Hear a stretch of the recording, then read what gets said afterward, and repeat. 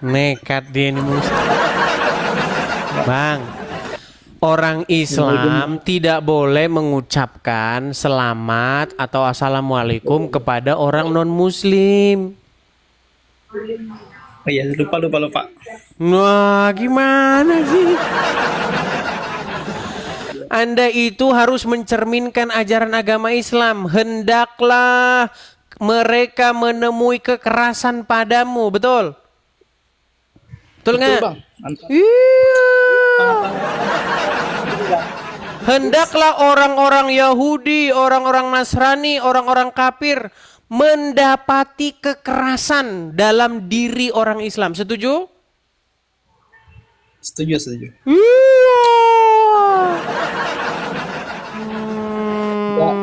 Mana? Saya cuma ngerti saja pengetahuan abang nih tentang Islam luar biasa.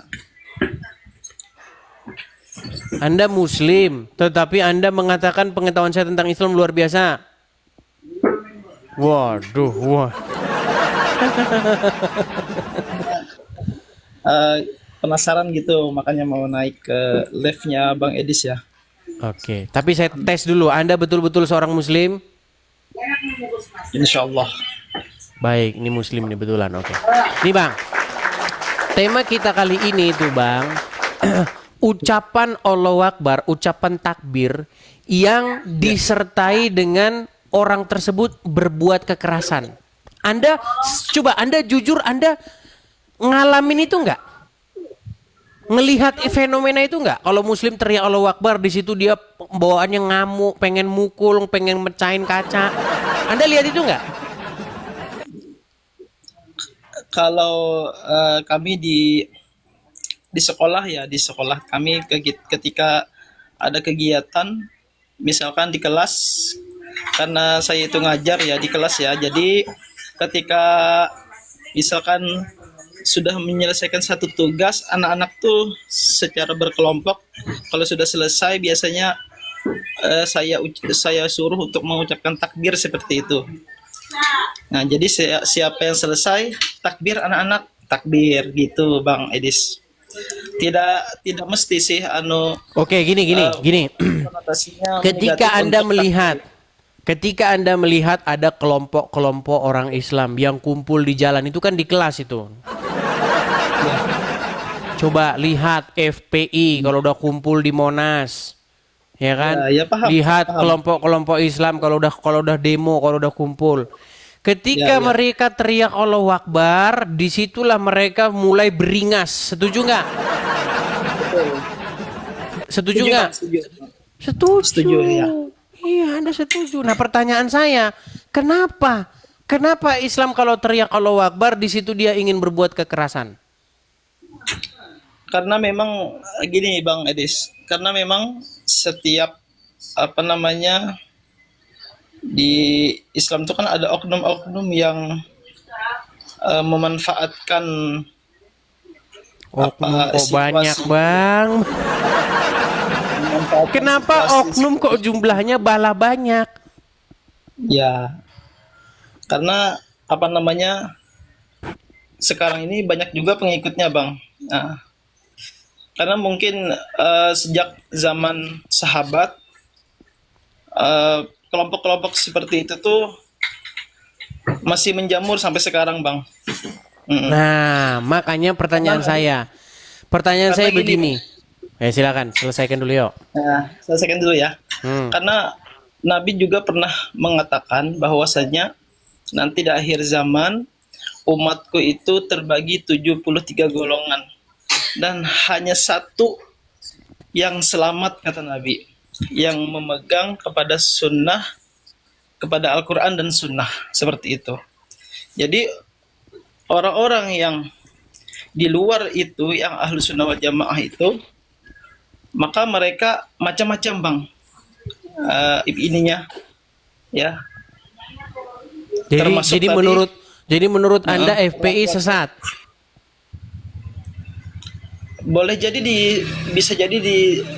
Bisa dikatakan seperti itu Bang. Coba sebentar, saya mau tanya dulu. Apakah menurut Anda Rizik Syihab, EPI dan para pengikutnya itu sesat? Wallahu alam bang. Nah, Jadi kan nggak berani kan ngomong. Memang berat Iya. kalau mereka ini berat. berat bang, berat. Jujur sangat berat mengatakan beliau itu benar atau salah ya. Jadi kalau saya pribadi saya tidak pernah menyalahkan siapapun bang. Nah ini makanya saya bingung. Anda mengatakan itu oknum, Anda mengatakan itu tidak benar, tetapi benar ini bagaimana? Apakah seorang Islam yang teriak Allahu Akbar lalu dia mukul orang, lalu dia berbuat kekerasan, itu adalah cerminan Islam yang sejati?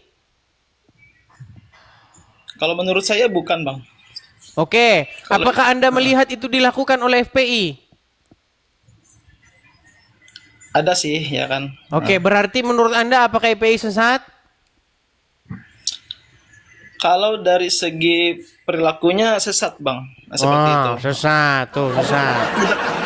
Tidak mencerminkan karena Nabi itu wa ma arsalnaka illa rahmatan lil alamin. Kalau mereka merujuk pada ayat itu maka mereka itu sesat bang, karena Rasulullah itu tidak mengajarkan kepada umatnya untuk menyakiti ya kan, menyakiti sekalipun orang kafir, tetapi orang kafir itu tidak mengganggu kepada kita, kecuali orang kafir itu, mohon maaf ya, saya mengucapkan kafir ini artinya kafir itu orang yang non muslim ya, mohon maaf. Kalau tersinggung mohon maaf. Baik. Jadi Oke, kita suruh dia baca perintah Muhammad ini ya. Baik. Apakah dia yang tapir atau KEPI yang tapir? Baik.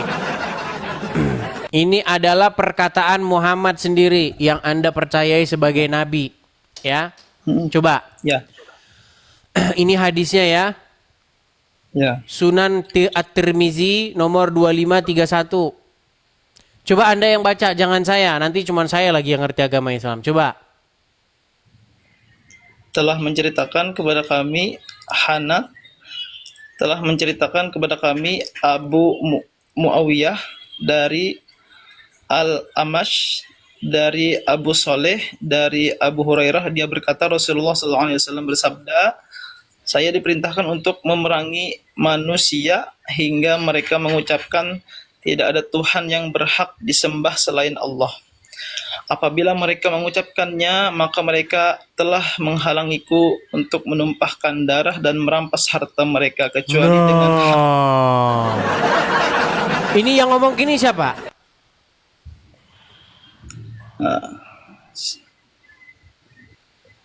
Rasulullah Saya di itu sini ya. saya di sini siapa? Nabi Muhammad ya. Oke. Diperintahkan untuk apa Muhammad? Memerangi manusia hingga mereka mengucapkan tidak ada Tuhan yang berhak disembah selain Allah. Iya, Muhammad diperintahkan memerangi manusia sampai mengucapkan syahadat, betul? Ya. Nah, kalau mereka mengucapkan syahadat, maka mereka telah menghalangi Muhammad untuk menumpahkan darah dan merampas. Kalau tidak mengucapkan itu, disembelih sama Muhammad. Inilah kelakuan Nabi Anda itu. Betul nggak ini kelakuan Muhammad? Ya, dari konteks hadisnya betul seperti itu. Oke. Apakah yang seperti ini yang Anda ikuti, yang tukang maksa-maksa begini? Kalau nggak dibeleh. Ini kalau tidak mengucapkan syahadat, disembelih nggak sama Muhammad? Ya, itu dari berat, saudara. Makanya Bang Ali, Anda ini selama ini tidak pernah tahu ini kan? Pernah tahu ini selama ini? Ya, karena gini Bang, hadis-hadis yang sekarang yang beredar ini banyak hadis palsu Bang. Waduh, jadi tidak palsu. bisa Berarti hadis ini palsu? Bisa jadi Bang. Jangan bisa Karena jadi. berbagai macam status hadis itu kan bermacam-macam, ada yang doif, ada yang lemah, ada yang palsu kan gitu. Oke, hadis yang tadi asli atau palsu? Kalau belum diteliti saya belum tahu bang, itu dilihat dari mana hadisnya itu. Ya sudah, oke. Berarti cuma ada dua kemungkinan. Hadis itu asli dan palsu, betul? Ya betul. Oke, sekarang kalau bicara palsu dulu. Seandainya hadis itu palsu, maka setujukah Anda bahwa hadis harus dibuang dari rumah Anda?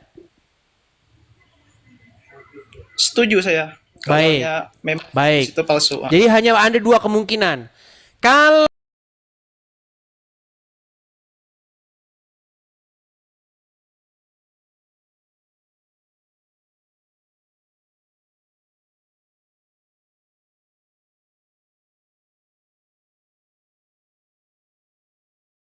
Muhammad seorang telolis, betul? Apa itu telolis? Nah, susahnya. Itu loh bang, yang suka maksa-maksa orang beragama. Kalau enggak, awas kamu ya. Kalau kamu tidak beragama ini, awas kamu ya. Ya betul. Oke, Muhammad orang yang seperti itu enggak dia? Memaksakan agama Islam kepada orang lain enggak dia? Selama ini saya Enggak bang, jangan kemana-mana dulu. Kalau hadis itu asli, berarti Muhammad adalah orang yang memaksakan agama Islam kepada orang lain. Setuju? Iya betul setuju. Nah, Kalaunya berarti dua kemungkinan itu tidak ada yang beres, betul nggak? Mau dia benar, mau dia salah, dua-duanya tidak beres. Setuju? ya betul. Iya, lalu di mana kebenaran agama Islam? Kalau palsu, maka hadis harus dibuang. Kalau benar, maka Muhammad seorang telolis. Gimana? Jadi kalau seperti itu bang, makanya kita kalaunya hadis itu sudah tidak relevan, maka kita kembali kepada Al-Quran bang. Oke, Seperti itu. apa dikatakan Jadi, Al-Quran? Baik, kita akan buka Al-Quran. Apa yang diucapkan Al-Quran? Baik. Mereka ini teman-teman membaca Al-Quran tapi tidak dibaca artinya. Akhirnya jadi seperti ini. Baik, balik kamera saya. Ya teh bang ya. Ini Al-Quran bukan bang? At-Taubah 29. Jangan keluar dari aplikasi. Al-Ali, Al-Almanak, jangan keluar dari aplikasi bang. Nah, oke. Ini surat At-Taubah 29, betul? ya. Apa Oke, itu? apa di sini dikatakan? Perangilah. Perangilah orang yang tidak beriman kepada Allah dan tidak pula kepada hari kemudian, dan mereka tidak mengharamkan apa yang diharamkan oleh Allah dan Rasulnya, dan tidak beragama dengan agama yang benar. Dan orang-orang yang diberikan Alkitab kepada mereka sampai mereka membayar jizyah dengan patung, sedang Patuh. mereka dalam keadaan tunduk. Patuh ya. Nah, oke. Jadi dari logat Anda bicara ini kayaknya Anda dari Banjar ini, saudaranya Uncu PI. Betul? Ya, orang Banjar kan. Iya, Kalimantan orang Banjar ini ya. Baik. Yang ingin saya tanyakan kepada Anda, benarkah Iya, menurut Al-Quran Anda diperintahkan untuk memerangi orang-orang yang tidak beriman kepada Allah? Kalau ini di zamannya Rasulullah, Bang Edis. Kalau zaman sekarang tidak relevan lagi. Oke, berarti orang-orang yang disuruh sholat, masuk Islam, ini tuh zaman Rasulullah. Sekarang sudah nggak relevan berarti? Ya, karena di zaman Rasulullah itu memang zamannya perang bang di sana bang. Kalau tidak perang maka Islam saat itu menjadi lemah. Oke, Karena maka berarti zaman berarti sekarang sudah begitu tidak juga relevan. ayat-ayat yang lain. Iya betul. Misalnya dirikanlah sholat, begitu juga berarti ayat itu tidak berlaku lagi. Itu kan apa masih relevan kan dengan zaman sekarang kan? Karena Oke, sholat berarti memang ini tidak diwajib- relevan.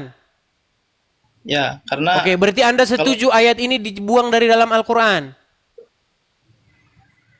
Jangan dibuang, Bang. Loh, Itu katanya tidak relevan. Bang, perangilah orang-orang yang tidak beriman kepada Allah dan tidak beriman kepada hari kemudian. Mereka yang tidak mengharamkan apa yang diharamkan Allah dan Rasulnya. Dan tidak beragama dengan agama yang benar. Agama Allah, maksudnya Islam. Harus diperangi nggak? itu kalau konteks ayatnya memang seperti itu, Bang. Oke, maka menurut Anda kan ayat ini tidak relevan lagi sekarang. Ya, betul. Nah, kalau tidak relevan, maka ayat ini harus dibuang dari dalam Al-Quran. Setuju? Bukan dibuang, Bang, karena Terus itu buat bagian pajangan? karena itu bagian dari sejarah, Bang, sejarah. Di Bukan, dalam maksud Al-Quran. saya apakah oke, berarti ayat ini dilarang untuk dipraktekkan, betul? Ya, betul. Oke, dilarang dipraktekkan. Nih teman-teman muslim, harusnya pemerintah melarang ayat-ayat ini untuk dipraktekkan. Setuju? Betul. Setuju. Ini ayat ini harus dilarang untuk dipraktekkan karena ayat ini sudah memakan korban, Bang. Ayat ini sudah menginspirasi seseorang untuk berbuat jahat. Mau saya tunjukin contohnya? Nih, saya tunjukin. Ini surat At-Taubah 29 ya, nih. Ingat-ingat tulisannya At-Taubah 29. Saya tunjukkan. Nih ya. Bagaimana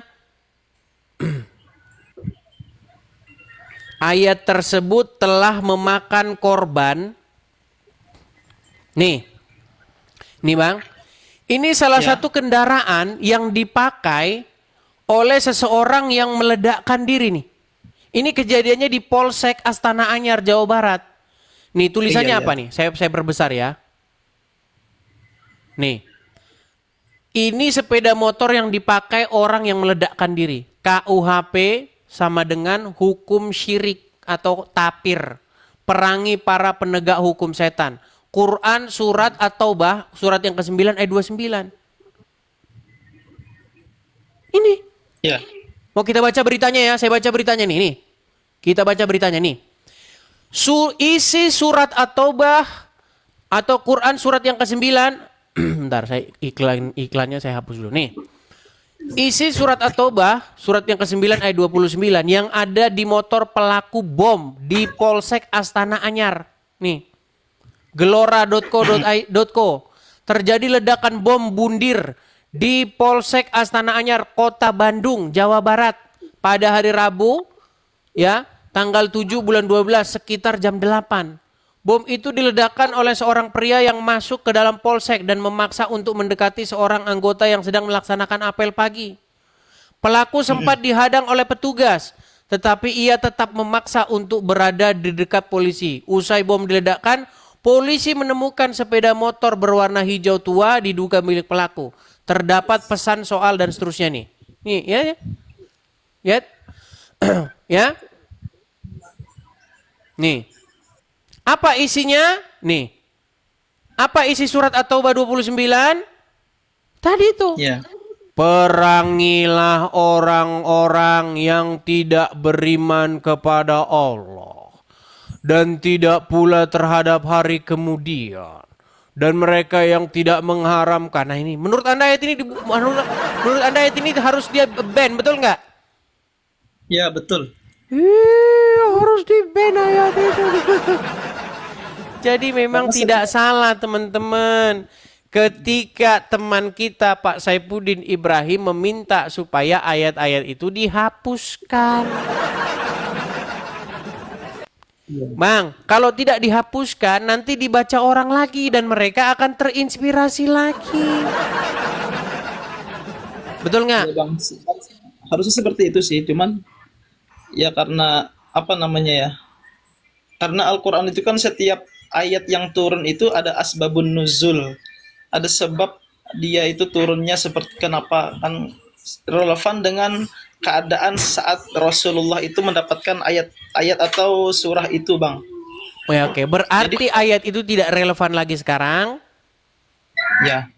Dan menurut Anda ayat itu tidak perlu lagi ada dalam Al-Quran. Karena nanti kalau dibaca orang lain berbahaya, betul? Ya. Kecuali untuk orang-orang kafir yang memang memusuhi. Nah, kan? Ini gimana?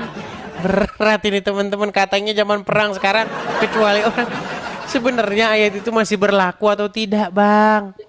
Kecuali untuk orang-orang kafir yang memusuhi orang Islam seperti itu, Bang. Itu ayat surat berapa? Karangan Anda sendiri. Ya, ayat tadi memang tidak dihapus, tapi kalau ketika orang Islam itu diinjak-injak, Bang, seperti semut, maka mereka akan marah juga, Bang.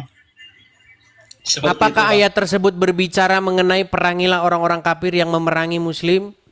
Apakah ayat itu berbicara mengenai perangilah orang-orang yang bersifat keras terhadap orang muslim? Nggak ada ayatnya begitu. Itu ayat karangan Anda sendiri. Gimana? Intinya Ayat itu berbicara perangilah orang-orang yang tidak beragama dengan agama Allah. intinya Rasulullah itu mengajarkan berkasih sayang kepada semua. Berkasih sayang bagaimana? Tadi kan Anda sudah saya suruh bacakan. Aku diperintahkan untuk memerangi manusia sampai mereka mengucapkan syahadat. Udah saya suruh baca tadi kan? Masih ingat nggak yang tadi? Ya. Bagaimana Anda katakan di situ berkasih sayang? Ini saya sambil baca-baca komen luar biasa.